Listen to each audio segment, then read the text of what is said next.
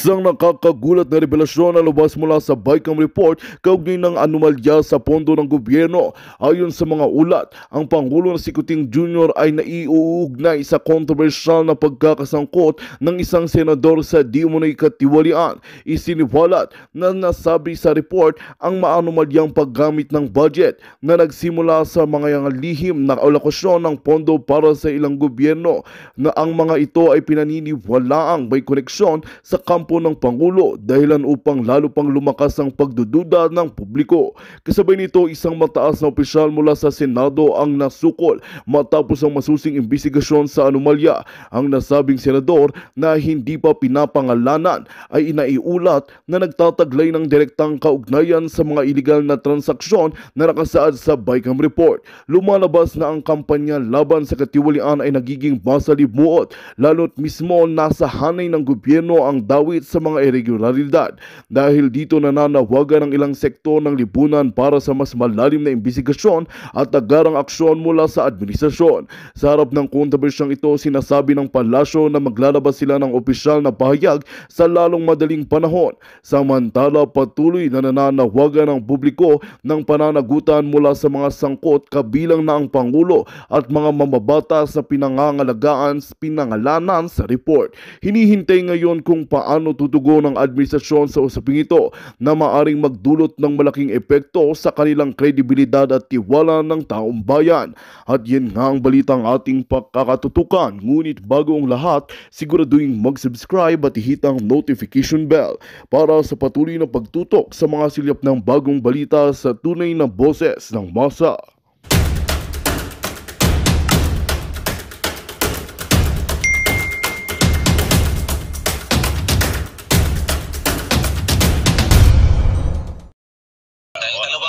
Topic ang na-touch mo dyan, corruption at pati yung pagbabalik ng death penalty. Yes. Pero attorney, meron tayong problema maliban sa problema natin sa mga corrupt.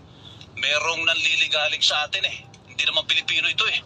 Mga Chinese ito, hanggang ngayon nandiyan pa rin sila. Yung monster ship para ba sa ika-tatahimik at ikapapalagay ng loob natin, kasi peace and stability pinag-usapan natin. Ano pwede natin gawin dyan? Kulang pa ba ang batas? Kasi may dalawang batas tayo, Maritime Zones Act, meron tayong Archipelagic Sea Lanes Act. Bagong-bago itong mga batas na ito, pero mukhang hindi pinapansin ng China at nandyan sila ngayon. Ano ba pwede nyo pang idagdag dyan pag kayo nahalal na senador? Unang-una, kailangan klaro sa atin na ang pangunahing arkitekto ng ating foreign policy ay ang Pangulo ng Republika ng Pilipinas. Subalit bilang senador, maaari naman nating gabayan kung sino man ang Pangulo at magiging Pangulo na kinakailangan we have to be more diplomatic in trying to ease the tension there in the South China Sea. We have to help diffuse and escalate the tension. Di pa ba natin ginagawa ngayon yan? Hindi tayo pwedeng sumunod melo doon sa itinutulak na interes. Hindi interes ng Pilipino to eh. Interes ito ng ating banyagang alyado yung American interest. And we cannot follow their interest. It is not in our interest to go to war with China. I am not acquitting China of their many wrongdoings. Marami silang mali. Subalit, ang choice mo lang, pagka ganyang usapin, dalawa. Kaya mong makipagdigma o makipag-usap tayo. And let's be real. Hindi natin kayang digmaan at hindi natin interes yan. Makipag-usap tayo. Let's help diffuse and de-escalate. Let's open the corridor for more diplomatic means of resolving the problem. Itigil natin yung warmongering, itigil natin yung what we call megaphone diplomacy. Yung salita ka lang ng salita ng kung ano-ano. Because we have to consider, Joel, yung mga Pilipino na nasa teritoryo ng China, yung nasa Hong Kong, yung nasa Macau, yung nasa mainland China, paano kung magkaroon ng retaliation? Hindi ang gobyerno ng China, I don't think they'll do that, kundi yung mga mamamayan ng China, doon sa lugar at sakta ng ating mga Pilipino. Sinong mananagot doon? Meron din naman mga Chinese dito Ganon din ang pwede. Pero hindi yun ang solusyon. Masyadong marahas yun at hindi naman siguro tamang pagsinakta ng Pilipino. Mananakit din tayo ng Chino. Walang katapusan ito. Pero Attorney Vic, speaking of diplomacy, sinasabi niyo nga, dapat diplomatiko tayo dyan sa aspetong yan. Pero naging diplomatiko tayo sa China noong mga panahon ni dating Pangulong Duterte, naging kaibigan natin. Pero ganito ang nangyari, sinasabi, inangkin nga lahat Ngayon, nahihirapan na tayong bawiin yung mga lugar na atin. Meron ba kayong panig doon? Masyadong naging palakaibigan ang Duterte administration na ngayon ay malala na sitwasyon, hindi na natin mabawi. Kasi sa ating mga titingnan mo, teritoryo. Joel, nawalan tayo ng teritoryo yung Scarborough. Hindi panahon ni Pangulong Duterte yan. Correct. Panahon niya ni Pangulong Aquino. Oh. Noong nagkaroon ng panlilinlang na sinasabi nga ay sabayang pag-withdraw ng ating gray ship. Tinanggal yung ating gray ship na natili yung gray ship ng China. At hindi na tayo makabalik. Hindi mo na makukuha yun. Gigirahin mo sila, hindi nga natin kaya. And then ito naman, yung sa kasalukuyang administrasyon, nawala din yung Escoda Shoal. Kasi nga, umatras din yung ating BRP Magbanwa at naubusan ng gasolina. Hindi mo na rin makukuha yun. But during the time of President Duterte, ang kanyang foreign policy, ako'y sangayon doon, na hindi siya exclusive, all-inclusive. Makipagkaibigan tayo sa lahat, makipag-usap tayo. Nagtampo lang yung ating matagal lang alyado at treaty ally na Estados Unidos. Kaya ako ano-anong bersyon na ng kwentuhan ang nangyari. Subalit nung panahon na yun, malayang nakakapangisda ang ating mga mangisda. Doon sa lugar na ngayon ay hirap na hirap silang mangisda. Yun ang katotohanan. Pwede ba sabihin nagkamali si dating presidente na pumaling siya? Hindi ko sinasabi na nagkamali si Pangulong Duterte. In fact, sabi ko nga, yung all-inclusive policy niya, yun ang tama. Kausapin natin ang China. Kausapin natin ang US. In fact, we are in the best position na guminta sa kanilang dalawa eh. Pero yung pinag-aagawa nila yung nasa atin eh. Ikaw yes, ano ba interest mo? Itong very important maritime navigational route. Ikaw China, ito rin ang interest mo. Nasa akin to eh. Umupo kayong dalawa, kayo makinig sa akin. Pero ang impression, Attorney Vic, inaway ng dating Pangulong Duterte, mga Amerikano. Hindi lang kasi matanggap ng Amerikano na hindi na tayo exclusive. Okay, so makita nyo, no? Ang galing pong sumagot si Attorney Vic. Yung stock knowledge niya and from puso niya, hindi siya nagsisinungaling. Yan ang kailangan natin. Yan ay, mahaba-haba itong interview na yun. Ito, yung link ng interview, ilagay ko na lang sa description box at tapusin nyo na lang. Ulitin ko, namamayagpag na po ang kandidatura ni Attorney Vic. Taong bayan ang mangangampanya sa kanya. At yung panukala niya na plunder, babaan ng 5 million at death penalty. Nako, mauubos. Sabi nga ng isang anchorwoman na mauubos ng mga politiko niya. Pag-usapan natin ngayon ang inauguration ni President Donald Trump sa US. May napanood na akong live stream. Yan na, nag-gather na ang mga tao doon. Meron pang post o live stream din ni Edwin Hamora.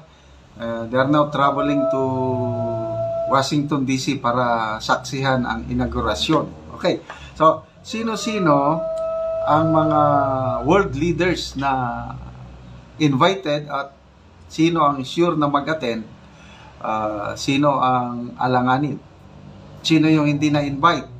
Alam na natin, ang Pangulong Marcos Jr. hindi na-invite at ang tinuturing niyang kalaban, ang Chinese President Xi, siya ang isa sa pinakaunang in-invite ng Trump administration. So, pag-usapan natin yan mamaya.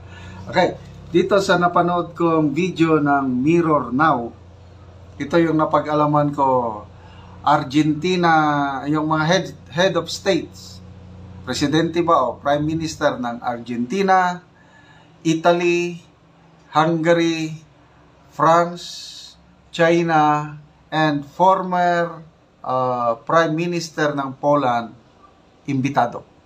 Okay? So, ang sure na mag-a-attend yung Argentina, Italy, and France. Ang Hungary at ang China, hindi pa sure kung mag-attend, but they were invited. So, malalaman natin mamaya. Baka biglang magpapakita doon si President Xi.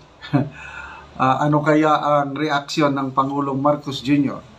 Kahit hindi siya magpakita, isang senior representative ng Chinese government nandun. Ano ngayon ang masasabi ng administrasyon ito? Yung itinuturing nilang kaaway, in-invite ng tinuturing natin best friend, di ba? Pinagmamalaki ng administrasyon na ironclad commitment ang samahan ng US at Pilipinas. Bakit hindi in-invite ang Philippine President? Bakit yung China na parang tinuturing kalaban ng US, siya ang in-invite? Okay, pakinggan natin sandali itong balitang ito ng Mirror Now. Donald Trump's inauguration as the 47th US President is set to be a spectacle that will shake up the very fabric of American tradition. While presidential inaugurations are usually a symbol of unity, Trump's ceremony promises to defy convention, showcasing a guest list that mirrors his hard-right populist agenda. Trump's guest list is a who's who of controversial far-right figures, from firebrand nationalists to anti-establishment leaders. The attendees are united by their admiration for Trump's brand of strongman politics, making this event unlike any before it.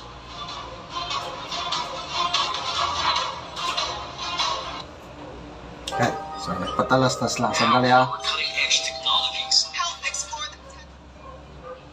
So ano sa tingin nyo? Anong masasabi ng PBBM admin?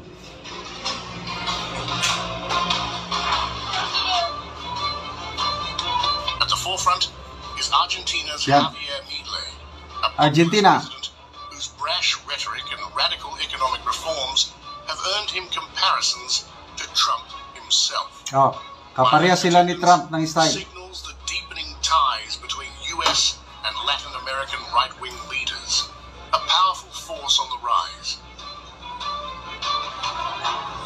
Then there's Italy's Giorgia Meloni, Hey, a fierce Italy. nationalist and Trump ally. Despite tensions between Italy and the Biden administration, Meloni's decision to attend is a powerful show of respect to the former president, strengthening Trump's grip on Europe's far right. It is a scenario in which at the head of two nations, Italy and US, there are two conservative leaders can further reinforce a convergence. And I think that this could be, let's say, value added not only for Italy but for all of Europe. Hungary's Viktor Orbán, Yan, a Hungary. longtime ally of Vladimir Putin and a vocal critic of the EU, was invited too, though his refusal to attend only highlights the ideological Ay, hindi siya Trump mag-attend. shares with European nationalists. Hungary. Everything will change. Today is Friday, but from Monday, after the inauguration, let's say on Tuesday morning, another sun will rise over the Western world. 4 years of bitter, difficult months of the Democrats are coming to an end. 4 years, which were full of painful failures. It was a bad start from the beginning that the presidency was fraudulently taken away from Donald Trump. So in 2020, if they hadn't cheated, which is unprecedented in a Western democracy, then Donald Trump would have remained president. And then there would have been no Ukraine-Russia war. From France, Eric Zemmour, Kay France. his anti-immigration stance and inflammatory views, will be there as well. Mag-attend. That Trump's influence reaches beyond the Atlantic, drawing extremists from all corners of Europe.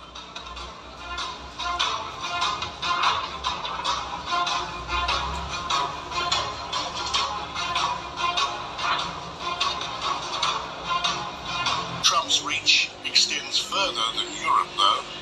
He's invited Xi Jinping, China's China. president, China. signaling an unexpected diplomatic overture that could open the door to crucial talks on trade and global power dynamics. Xi's attendance is uncertain, Uncertain. given China's stringent diplomatic protocols. If he doesn't attend, a senior representative may step in to send a symbolic gesture of support, setting the stage for a potential thaw in US-China relations.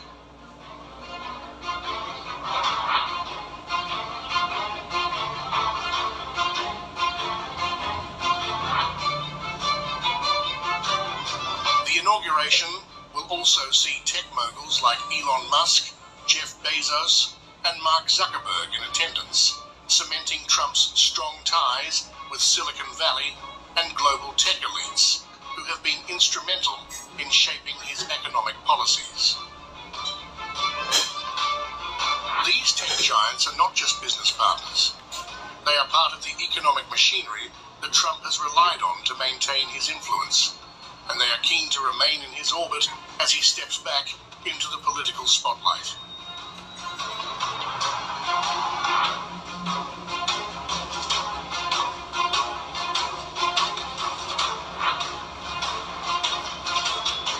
Trump's guest list has sparked outrage in Europe, where his populist agenda is met with fierce skepticism.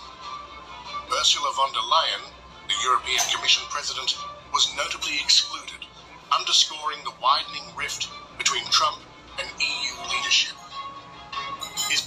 Okay. So, yung European Union President, hindi na-invite. Isang malaking kahihiyan ito sa EU. Dito naman sa Asia, ulitin ko, isa sa pinakaunang in-invite ang Chinese President. Na itong Biden administration, itinuturing nila ang China na kalaban. Ito namang PBBM admin, dumikit sa US, dumikit kay Biden, magka-alyado kuruhay at kinalaban nila ang China. So, ano ngayon mangyayari? Itong administrasyong Marcos, dumikit ng husto sa Biden, ngayon, wala nang power ang Biden-Trump administration. Ano ang aasahan ng administrasyong ito sa US? The same pa rin? Yun na, malaking pagbabago po ang mangyayari. To me, it's a positive change. Kasi nga, dahil sa policy ng Trump administration, yung foreign policy niya is ayaw niya ng gyera. Hindi katulad sa Biden administration na dinikitan ng Marcos administration, gusto nilang makipaggyera sa China. So to me, mas ligtas ang mundo natin ngayon. Itong 4 na taon na panunungkulan ng Trump administration, at pasalamat tayo sa Diyos at may isang Donald Trump na nanalo.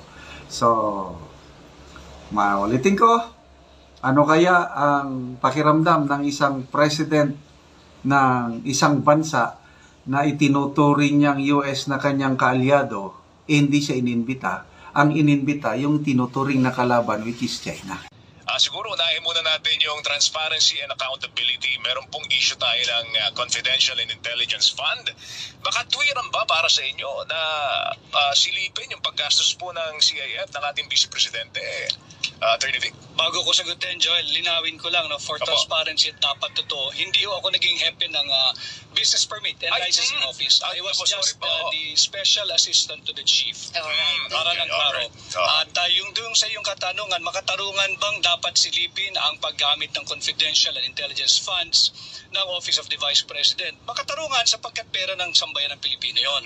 Subalit dapat pare-parehas, dapat patas. Kung sisilipin mo yung paggamit ng confidential funds ng Office of the Vice President, dapat lahat ng gumagamit silipin mo rin. Sapagkat yun ang diwa ng tunay na transparency. Hindi pwedeng meron kang tinititigan, meron kang tinitingnan lamang. Pero, Atty., naniniwala ba kayo na hindi lahat na mga tanggapan ng gobyerno ay dapat bigyan ng intelligence and confidential funds? Dapat yung may mga law enforcement and intelligence gathering function ang bigyan ng intelligence funds. Yung confidential funds, alam ninyo, basta't nandyan at nagtatrabaho ang Commission on Audit, hindi tayo dapat mangamba sa paggamit ng confidential funds sapagkat subject to audit naman yan eh. At yun nga, kung mali naman yung paggamit ng pera ng sambayanan, whether it be confidential, intelligence, or ordinary disbursement of public funds, dapat panagutin. Doon papasok yung accountability ng aming advokasya. Matindi na talaga yung corruption na nangyayari.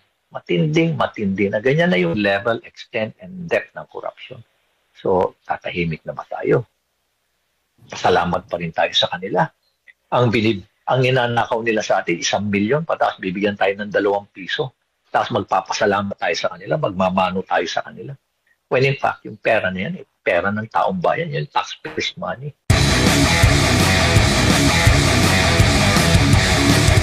Sir, merong pahayag din po si Baguio City Representative Mark Go na pinupolitika nyo raw itong aid distribution po matapos po ninyong ibulgar itong 7-7 scheme at itong panibago na naman na 30-30-30 na scheme po. Kayo po daw ang namumulitika dito sa programa ng gobyerno. Ulitin ko, Admar, may nagsisinungaling dito. Totally nagsisinungaling dito. Pero sigurado akong hindi ako. Kasi isa rin sa naging vocal din dito na isinapubliko rin nung naitanong ko itong Duterte Youth Party List, no? At kinumpirma nga niya na minsan na rin siyang inoferan nitong nabanggit po ninyo na 777. Isa lang siya sa vocal at nabanggit nyo nga po may mga kongresista din na lumapit sa inyo pero hindi lang talaga naglakas loob na banggitin na ito kasi alam nyo na sa panahon ngayon merong mga nagigipit. Sa tingin nyo po, ano po ang dapat tandaan dito ng publiko po, Mayor, dito sa Garapalan na parang sa kanila yung pera at nabanggit mo nga yata sa isang panayam, pag naubos na yung kanilang budget sa mga nabanggit na ayuda, pwede pa silang mag-reload. Parang bala lang, mag-reload ulit para magkaroon ulit sila ng bigayan po ng ayuda, Mayor. Well, alam mo, hindi na natin mapigilan yan. Hindi na natin mapigilan. Magbibigay, sila sa talaga magbibigay na ayuda. Ang taong bayan siguro, wag na lang magpasalamat. Ang taong bayan na lang magpasalamat, pera naman namin yan Palalabasin nyo may utang na loob kami sa inyo. Hindi. Karapatan nyo yan, trabaho nyo yan, na siguraduhin na maging maayos yung aming buhay. Ganun dapat ang pag-iisip ng taong bayan. Huwag tayong tumanaw ng utang loob dahil niluluto lang tayo sa sarili ng nating mantika. Pangalawa, alam mo, Edmar, yung ipinapamigay pa nilang pera sa atin, hindi pa yan yung mga ninakaw nila sa porsyento. Hindi pa yan yung mga ninakaw nila being the contractor at supplier. Iba pa yun. Intact pa yung pera na yun. Buong-buo pa yun, pera nila na ninakaw. Hindi katulad noon, na kung ano ninakaw nila, pagdating na eleksyon, gagastusin nila. Ito, ngayon, hindi, intact yan. Ang binapamigay nila sa atin ngayon, ito yung mga ayuda pa lang, na nakuha pa lang nila, na natanggap pa lang nila, galing sa Office of the Speaker. Yan pa lang yun. So, kita mo, matindi na talaga yung corruption na nangyayari. Matindi na. Ganyan na yung level, extent, and depth ng corruption. So, tatahimik na ba tayo? Pasalamat pa rin tayo sa kanila. Ang ninanakaw nila sa atin, 1 milyon, pataas bibigyan tayo ng 2 piso. Tapos magpapasalamat tayo sa kanila, magmamano tayo sa kanila. When in fact, yung pera na yan, pera ng taong bayan, yung taxpayers' money. Opo, Mayor. Huli na lang, Mayor, dahil speaking of pera ng bayan, merong bagong revelasyon din tungkol doon sa blankong items sa BICAM report ng 2025 national budget. Kayo ho ba, Mayor, naniniwala dito? At ano ho bang masasabi ninyo? Ako natataransan ako. Nagugulat ako na ganyan nakatindi yung lakas ng loob na gawin yan. Totoo nga naman, wala talagang blanco doon sa GAA 2025. Kasi yung pirma ni Presidente, talagang walang blanco na doon. Naayos na yun Pero ang dapat patunan ng pansin, yung BICAM report, which was the basis of the GAA na pinirmahan ni Presidente. Bakit? Why is it na blanco yun? Yan siguro ang itatanong natin. Why is it na pumirma kayo na alam nyo na blanco? Merong arrangement siguro nangyari. Hindi ko alam. I do not like to speculate. Pero siguro, baka meron lang arrangement na nangyari. Okay? Kaya, they were just so complacent. They were just so confident na hindi Magandang balita ang hatid namin sa inyo ngayong araw. Sa pagtatapos ng aming balitaan, nagbigay kami ng mga mahalagang impormasyon. Maraming salamat sa pagtutok at pagsuporta sa aming programa. Huwag kalimutang manatili sa mga susunod na araw para sa mga bagong balita at mga kwento na dapat nating abangan. Mula sa Boses ng Masa, magandang araw Pilipinas!